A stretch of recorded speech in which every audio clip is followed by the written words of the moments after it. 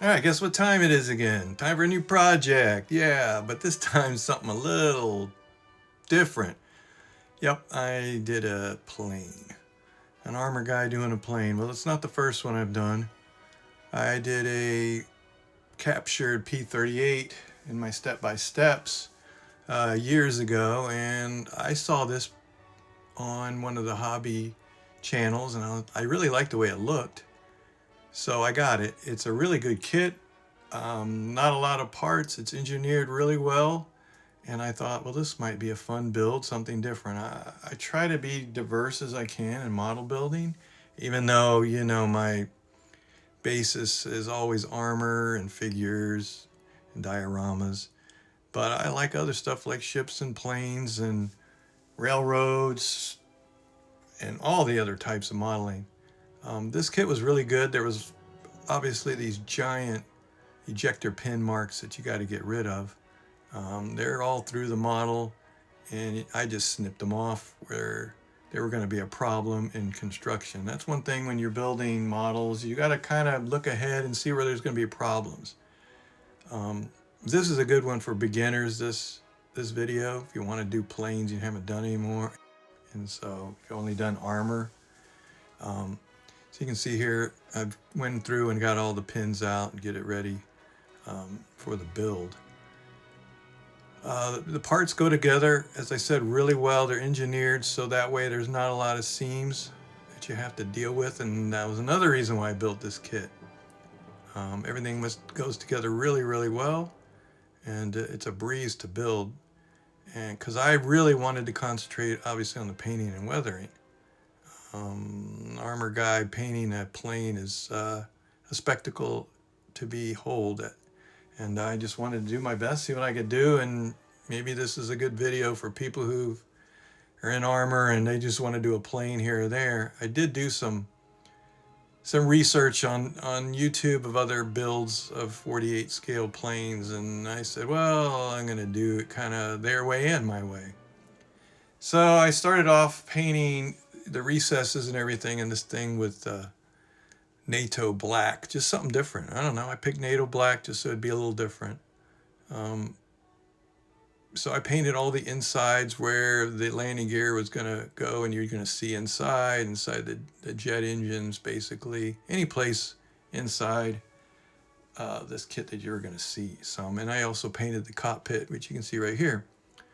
All right, everything's painted, and I was like, all right, I'm going to do a little bit more to this paint. So I mixed up a shadow tone, and I just mixed a little bit of like a light gray with the NATO black just to give some shading in there. You're not going to see it. It was mostly for the cockpit, so I could get some details out in the cockpit. It wouldn't be straight NATO black. And I also worked on the landing gear a little bit, put some paint on them. Just trying to get a little bit of paint on this model to get it started, get my feet wet. Then the cockpit. Well, you could buy all kinds of accessories for a cockpit these days to detail it out, and probably spend $100 on just a cockpit that's going to be covered up if you put the canopy on. And hey, I hand it to the guys that do it. They look amazing. I made some belts out of just some foil, put them in there just for the look, and as you can see, I just dry brushed and painted the details in the cockpit. Well, now it's time for construction, which went really well. I mean, I just started gluing pieces together here and used some painter's tape to hold everything together. I know a lot of guys use clamps and all that. It'd be great, but I don't have those, and I'm probably not going to build another plane for another 10 years. So I've got this guy almost constructed, and there's a few little details. There's this little part on the back here. I don't know what it is, antenna radar or something, but I just made it out of wire because I knew I was going to break it. For sure I was going to break that little thing if I put it on there, so I made it out of wire and put it on with some super glue, and it's all set. It's just little things like this that'll keep your model intact. All right. The masking of the canopy. This was my least favorite part of the build because it's the part that you either make or break an airplane.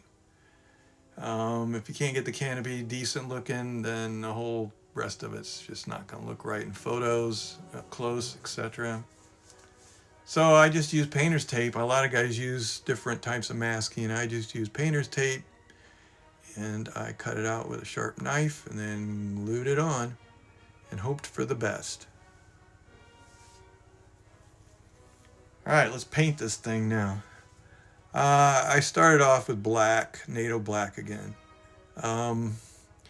If I had to do it over, I would paint it NATO black like this, and then I would put a highlight over it of white, and then do the rest of the color, because this really darkened it up. I did not use a highlight on this, and I wish I would have. I wish I just would have painted the whole thing over duck egg blue, or the sky blue gray that is underneath these German aircraft. I knew I was going to do a lot of camouflage, so I cleaned my airbrush. I was worried that I wasn't going to get some of the pattern right, and really it was just a little bit of pattern, but I wanted to make sure I got it right. So this is where I'm spraying on the sky blue-gray, and I just mixed it up myself. Stuffed all the compartments with tissue, and you can see here I'm just spraying on the sky blue-gray underneath, put it on there, and then over on the sides here, because I was going to do a little camouflage over it. And this is definitely where the highlighting over that black first, that NATO black, would have been a lot better. Because here I'm spraying on I mixed up a dark green, like a dark green. And I just sprayed that right on over the top. And like I said before, if I would have highlighted that black, NATO black, this green would have looked a little bit better on there, and I could have gave us some tones instead of this darker green, but oh well. So then it's time now to paint on the camouflage, and I hate doing this. I wanted it to be really small and tiny, and I was doing the best I could. I wish I had to put a little bit more, or left a little bit more of that blue-gray showing, but it is what it is, and I went back a little, you'll see in a few minutes, to try to remedy what I did. But I had the airbrush clean, and when it's clean, I can do a halfway decent job, as you're seeing here. I just wish I would have made this section here a little bit larger, but hey, it's okay. After looking at it, as I said, I just was like, I'm not seeing it very well. That blue-gray is not showing through very well. So then I masked off everything, and I did the red-brown and sprayed that on. You can see I removed the tape, and I lost a lot of the camouflage, as I said before, and then look, it peeled away some of the paint. And hey, for armor, that would have been great. But I'm going to weather this guy anyway, so I was like, okay, I'm not going to stop. So I got the blue-gray out again, and I just went in between everything to kind of fix what that red-brown did, and make it a little bit more camouflage looking, let's just say. All right, it's time for the decals. Decals that came with the kit are really nice. You get some different options, and there's like 2 painting options in the kit. I just went for really generic, simple markings, and I just put them on right on the kit. I didn't do any gloss or anything like that. I just wanted to make sure that before I put the dull coat matte finish over it, that these guys weren't going to silver, and I just kept working on them and looking at them until I could tell that they weren't going to show any air bubbles underneath or the silvering that you get.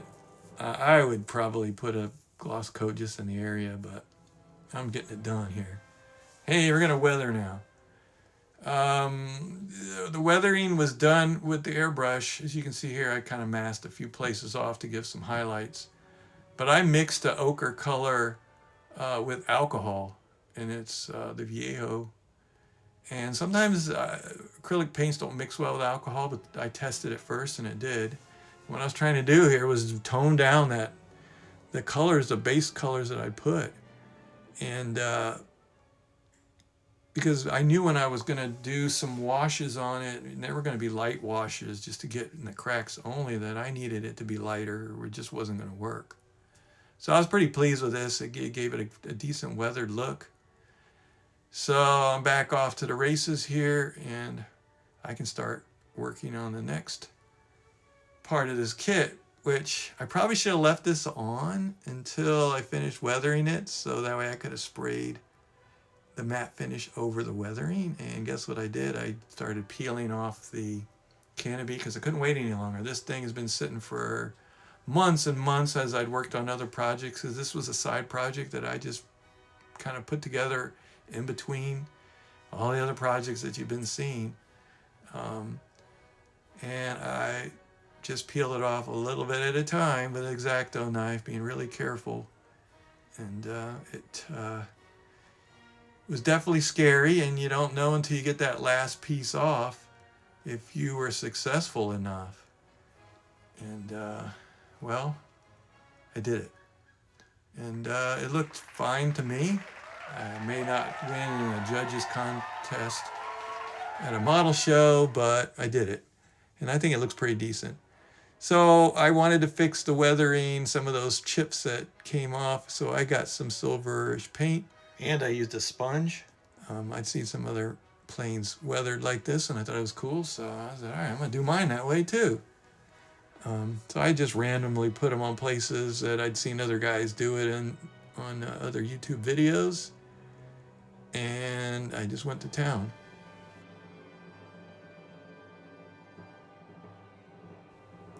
All right, it's time for the weathering, and that starts off with a wash. I looked at my last 10 years ago build, and a wash was used, and so I'm going to do it again. I mixed terpenoid, which is a odorless turpentine, with black artist oil paint. I put it over the entire model like this, except for the canopy, but I did put it in the framework of the canopy. I put this on fairly thick, as you can see. That's the consistency of it. And I put it over the whole model. I wanted the indentions and small details to show up, because I didn't do a lot of the post shading lighter to bring out some more tones, and I just needed something to bring out the detail, and this was the only way I was going to do it. So I did both sides, the underneath and the top. Then, once it dried thoroughly, I used just a small towel, and I used the terpenoid and put it on there and just rubbed it away. It took a little bit, but I did it, and I was a little bit worried about losing some detail, maybe some paint chipping, but it worked out really well. And in smaller places, I went ahead and used a Q-tip, or places I don't want to break something, I had to get in between, and that's what I did, and it ended up turning out pretty decent. And I just covered up the canopy and sprayed it with flat finish.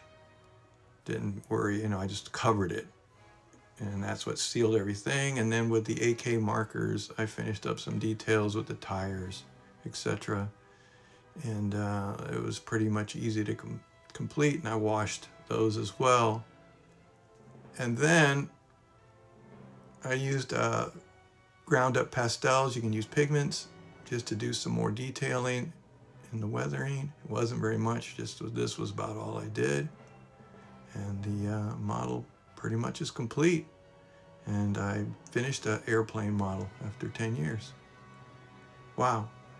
I enjoyed this kit because it wasn't a hard build. There wasn't a lot of seams I had to fill, so it's great for a beginner, I think. I detailed out the cockpit the way I wanted. I even put some wires behind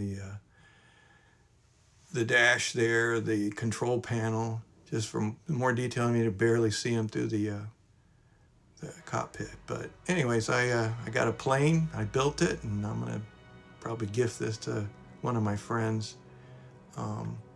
So once again, thanks for watching. Appreciate all the support I'm getting, and subscribers, shares, and comments.